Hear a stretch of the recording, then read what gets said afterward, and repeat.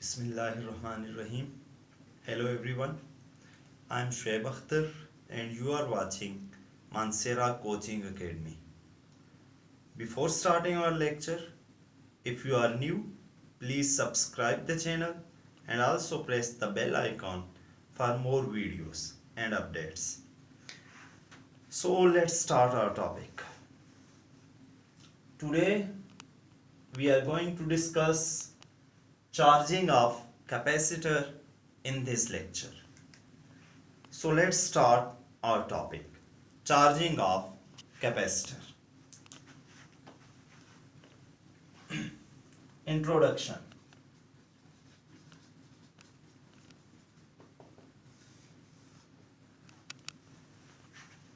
अब तक हमने सर्किट में ओनली रेजिस्टर को डिस्कस किया और हमने ये देखा कि in that resistor current doesn't vary with time. Current time के साथ वेरी नहीं करता था. करंट जो है वो कांस्टेंट उस केस में था. अब हम उसी सर्किट में रेजिस्टर के साथ एक कैपेसिटर कनेक्ट कर देते हैं in order to study the charging of capacitor. तो इस केस में क्या होगा, अब current with the passage of time it will change. It means that now current depends on time. It is time varying. So for charging of capacitor, we use a circuit called RC circuit. और RC कौन सा circuit है, series है, parallel है. RC series circuit है. RC series है. Let me consider a resistor of resistance R and a capacitor of capacitance C which is connected in series with a source of EMF E. यहां पे हमारे पास एक switch S भी है. Charging के लिए हम इस स्विच S को और simply we call it two way की.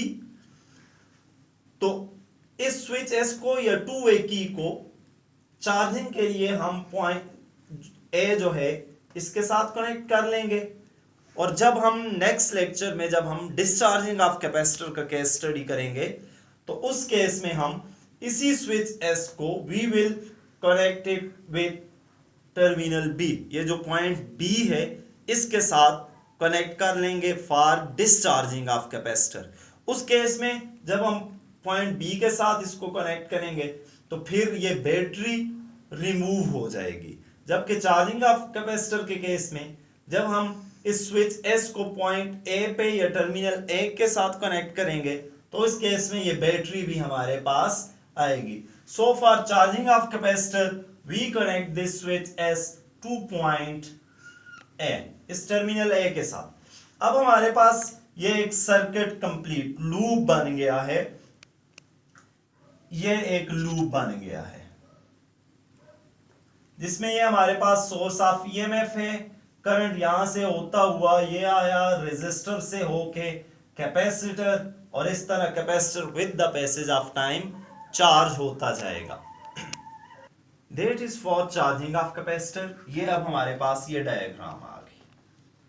अब इसमें चार्जिंग ऑफ कैपेसिटर के केस में हम ये सपोज करते हैं that the internal resistance of battery, जो इंटरनल रेजिस्टेंस है स्मॉल आर, ये भी जीरो है. And also all the resistance of connecting conductors जो हैं, जो वायर है हमारे पास, कंडक्टर है, इसकी भी रेजिस्टेंस जीरो है. ये हम कंसीडर करते हैं. अब प्रोसेस कैसे होगा,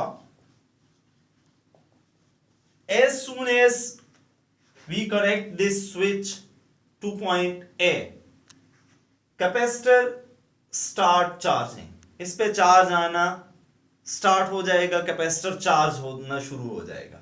इनिशियली जो ईएमएफ ऑफ बैटरी है वही पोटेंशियल अक्रॉस रेजिस्टर अपीयर होगा और कैपेसिटर के अक्रॉस में किसी किस्म का पोटेंशियल नहीं होगा। Mean that at t equal to 0 the EMF of source और battery is equal to potential across resistor. और इस केस में जो पोटेंशियल अक्रॉस कैपेसिटर है वो 0 होगा।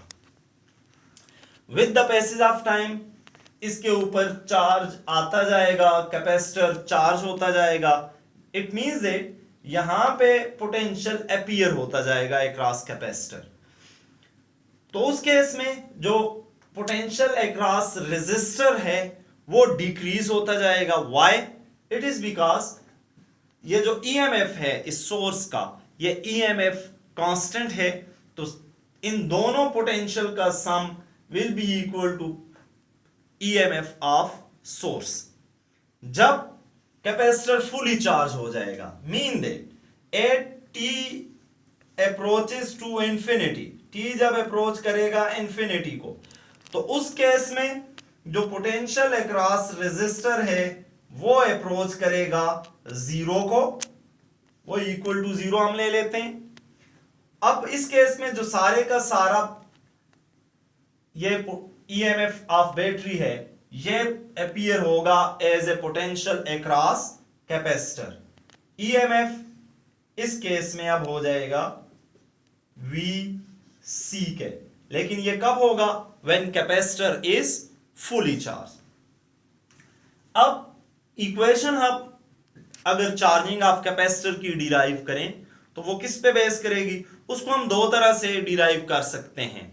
एक तो हम by considering law of conservation of energy, और दूसरा हम उसको सिंपली KVL लगा के, लूप रूल लगा के वहां से भी हम डिराइव कर सकते हैं। So now let we derive the equation for charging of capacitor and we use law of conservation of energy. Equation derive करते हैं चार्जिंग ऑफ कैपेसिटर की, विच इज इक्वल टू, जो कि जनरल ये है, Q equal to Q0 into 1 minus e power minus t by RC। ये equation है। इस इक्वेशन को अब हम डिस्कस करते हैं, डिराइव करते हैं। Derivation, we use law of conservation of energy by law of conservation of energy. जो एनर्जी है इस सोर्स की वो इक्वल होगी जितनी इंटरनल एनर्जी इस रेजिस्टर के अक्रॉस में जो जाया हो रही है, डेसिपेट हो रही है, प्लस द एनर्जी जो कैपेसिटर के अक्रॉस में with the passage of time capacitor charge हो रहा है, तो यहां पे जो एनर्जी इंक्रीज हो रही है। अब means that energy of source की एनर्जी ऑफ सोर्स वो इक्वल है loss in energy as across resistor as internal energy, जो कि हमारे पास इक्वल है I square R with the passage of time dt। ये जो I है इसको मैं स्मॉल सबस्क्रिप्ट से लिख लेता हूं। This I means that this current is time varying plus the change in energy across capacitor। तो कैपेसिटर के अक्रॉस में एनर्जी का फार्मूला आपको पता है हाफ CV स्क्वायर है, और simply we can write it Q square by 2C। Half CV square को उसको चेंज करके इस फॉर्म में हम Q की जगह V की जगह उसकी वैल्यू पुट करके we can write it in this form. अब एनर्जी ऑफ सोर्स वो कितनी है? Energy of source is E dQ, E EMF है, dQ जो charge with the passage of time इस कैपेसिटर के अक्रॉस में जो इंक्रीज आ रहा है, यहां पे चार्ज स्टोर हो रहा है, मींस दैट ये जो चार्ज यहां से मूव करके थ्रू रेजिस्टर और इस कैपेसिटर की प्लेट पे आया, is equal to I square R dt plus ये चेंज हो रही है एनर्जी अक्रॉस कैपेसिटर। डिफरेंशियल हमने लिया है, अप्लाई करते हैं इस पे, we will get Q square का 2q D Q divided by a two C as it is. 2 से कैंसल आउट हो गया। E D Q is equal to I square R D T plus Q by C D Q. दोनों side को D T पे divide करते हैं, dividing both side on D T D T D T. ये term cancel out हो जाएगी। D Q by D T is E time variant कर I, sorry D Q by D T is I square R plus Q by C into I. अब ये आई को हम cancel out कर लेते हैं, we will get E equal to I R plus Q by C. Let we call it equation number 1। ये equation हम loop rule लगा के भी ऑब्टेन कर सकते हैं। वो कैसे? अगर हम ये करंट की डायरेक्शन आ गई, if you move in the direction of current, so जब हम यहां से cross source of EMF move करते हैं, there is rise in potential, negative to positive terminal जा रहे हैं, तो EMF of battery is taken as positive, E is equal to in the direction of current जा रहे हैं, जब रेजिस्टर के क्रॉस में जाएंगे तो वहां पे there would be a fall in potential, तो इसलिए हम उसको माइनस ले लेते हैं, minus V R. Similarly, there is fall in potential across capacitor is VC equal to 0. इनको दूसरी तरफ ले जाएं, E equal to VR plus VC। अब VR की जगह उसकी वैल्यू हम पुट कर लेते हैं IR प्लस जो पोटेंशियल अक्रॉस कैपेसिटर है Q equal to CV से, तो that is Q by C आ जाएगा। तो the same equation which we have obtained by applying law of conservation of energy, उसको हम सिंपली लूप रूल लगा के भी ऑब्टेन कर सकते हैं। अब यहां से इस इक्वेशन को सिंप्लीफाई करते हैं, Q बाय C वाली टर्म दूसरी साइड ले जाते हैं, we will get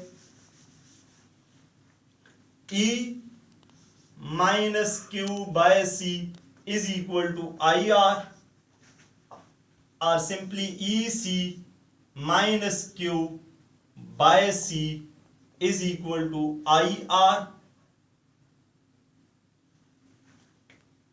और साथ में यहां पे हमारे पास इस C को दूसरी साइड ले जाते हैं, EC minus Q is equal to IRC। I की जगह उसकी वैल्यू पुट करते हैं, DQ by DT, EC minus Q is DQ by DT into RC, or we can get Q minus EC is equal to minus DQ by DT into RC। DQ को इधर divide कर लेते हैं, so we get Q minus EC by DQ is equal to minus RC by DT। या इसको हम arrange करते हैं, DQ by Q minus EC is minus DT by RC। Let we call it equation number 2। इस equation 2 को अब हम integrate करते हैं within the limit, charge की limit 0 to Q, time 0 to T, we get integral dq by Q minus EC 0 to Q is equal to minus 1 by RC, ये आ गया, dt, और टाइम की लिमिट 0 to T ले लेते हैं। अगर हम Q माइनस EC को एज फंक्शन कंसिडर करें, इसका डिफरेंशियल डी क्यू है, फंक्शन हो डेरिवेटिव हो तो हम नेचुरल लॉग यूज करते हैं। डिवाइड में अगर फंक्शन है सो log of this function q minus ec or limit 0 to q is equal to minus 1 by rc dt की t आ गई with the limit 0 to t। Apply करें limit, we get natural log of upper limit q minus ec minus log of lower limit q की जगह 0 put किया, we get minus ec is equal to minus r by minus t by rc minus t by rc। log a minus log b is equal to log of a divided by b। log of a by b is minus ec is equal to minus t divided by rc। ec को log में हर एक term पे जो है वो अब divide करते हैं तो we will get, simplifying this equation, we will get log of natural log of 1 minus q by ec is equal to minus t by rc। दोनों साइड का एंटी लॉग लें या हम ये कह दें कि taking exponential on both side, exponential लें, we will get 1 minus Q by E C is equal to E power minus T by R C. इसको सिंप्लीफाई करते हैं, 1 minus E power minus T by R C is equal to Q by E C, और simply we get Q equal to AEC को इधर ले आए EC into 1 minus E power minus T by R C, और we can write it Q equal to EC into 1 minus E power minus T by R C. This is the equation for charging of capacitor. इस equation में EC, what is EC? E EMF, C capacitor की capacitance, इन दोनों का product हमें charge की value देगा जिसको हम Q नॉट ले लेते हैं 1 minus E power minus T by R C, the same equation which we want to derive. इस इक्वेशन को अब हम थोड़ा सा डिस्कस करते हैं। इस इक्वेशन में what is Q, Q naught and R C. E जो है ये बेस ऑफ नेचुरल लॉग है whose value is 2.71। What is Q?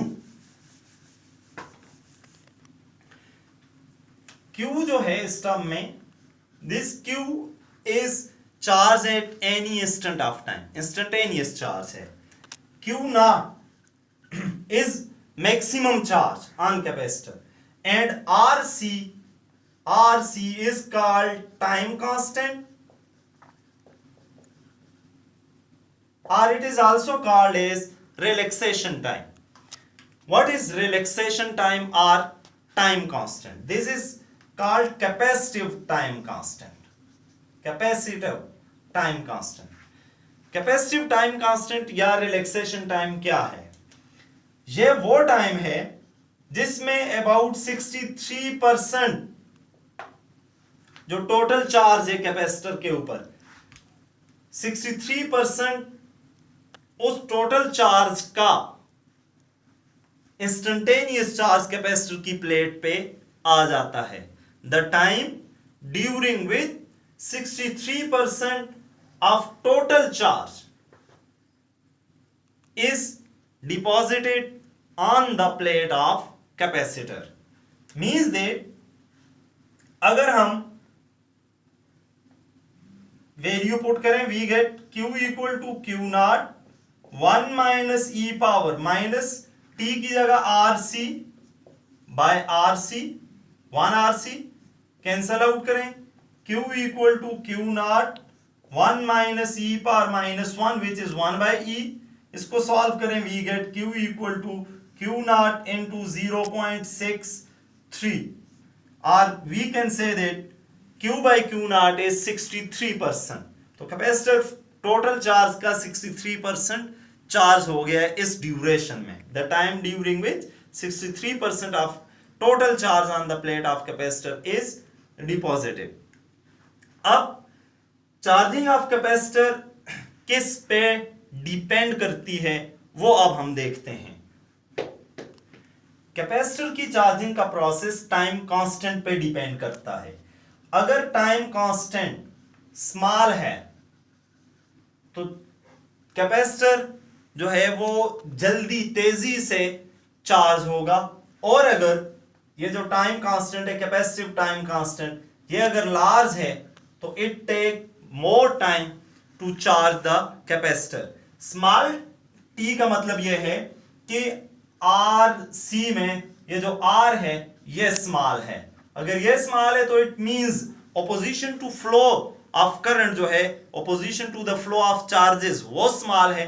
वो अगर स्मॉल है तो कैपेसिटर जो है वो तेजी के साथ फास्टली चार्ज होगा, और अगर ये लार्ज है मींस दैट रेजिस्टेंस उस केस में हाई है। अगर रेजिस्टेंस हाई है तो it will take more time to charge the capacitor. अब ये जो हमारे पास चार्जिंग ऑफ कैपेसिटर का केस था, इसमें Q और Q नॉट इनका अब हम ग्राफ देखते हैं, फिर हम पोटेंशियल का ग्राफ देखते हैं और उनको डिस्कस करते हैं। Now the graph of potential and current. Potential का ग्राफ, पहले हम पोटेंशियल में कैपेसिटर और रेजिस्टर उनके ग्राफ को डिस्कस करते हैं। अब हम ग्राफ को डिस्कस करते हैं। तो हमने जैसे कि स्टार्ट में कहा था कि एट टी इक्वल टू 0 जो ईएमएफ है सोर्स की वो वी आर है और उस केस में वी सी 0 है, जबकि टी जब इंफिनिटी को अप्रोच कर रहा है तो वी आर वो 0 है और वी सी जो है वो ईएमएफ के इक्वल है। मीन कैपेसिटर जब फुली चार्ज होगा, ये हमने स्टार्ट में डिस्कस किया था। अब हम ग्राफ डिस्कस करते हैं।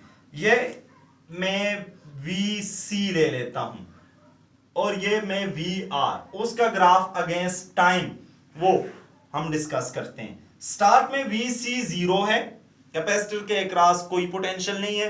With the passage of time capacitor जो है वो चार्ज हो रहा है तो उस पे पोटेंशियल अपीयर होता जाएगा, और चार्जिंग का process as the process of charging is exponential, तो इसलिए जो पोटेंशियल है वो हमारे पास इस तरह का ग्राफ आता जाएगा, एक्सपोनेंशियल ग्राफ आएगा। जबकि स्टार्ट में पोटेंशियल अक्रॉस रेजिस्टर वो मैक्सिमम है, फुली चार्ज है, वो इक्वल है ईएमएफ के, और with the passage of time वो डिक्रीज हो रहा है, ये डिक्रीज हो रहा है, ये डिक्रीज। तो ये ग्राफ आ गया रेजिस्टर के अक्रॉस जो पोटेंशियल है, और ये ग्राफ आ गया कैपेसिटर के अक्रॉस जो पोटेंशियल है अगेंस्ट टाइम। यहां पे this is R C, the time relaxation time, और इस केस में ये आर सी है, वो टाइम जिसमें 63% maximum charge, capacitor maximum charge का 63% आ जाता है। This is the graph for potential. Now we discuss the graph for charge and current. Current का और टोटल जो चार्ज है, इंस्टेंटेनियस चार्ज है, उसका graph. Current appears across resistor and charge appear across capacitor. So charge के लिए हमारे पास charge with the passage of time increase हो रहा है, तो चार्ज के लिए हमारे पास इस तरह का ग्राफ आएगा, time and this is Q instantaneous charge. और करंट के लिए we will get the graph like this one, with the passage of time जो करंट है वो डिक्रीज होता जाएगा। At t equal to 0 I naught maximum current है। With the passage of time जो चार्ज उनका अमाउंट फ्लो करने का वो डिक्रीज होता जाएगा, as a result current decrease होगा। जबकि कैपेसिटर की प्लेट के ऊपर चार्ज स्टोर जो हो रहा है उसकी अमाउंट ज्यादा होता जाएगा।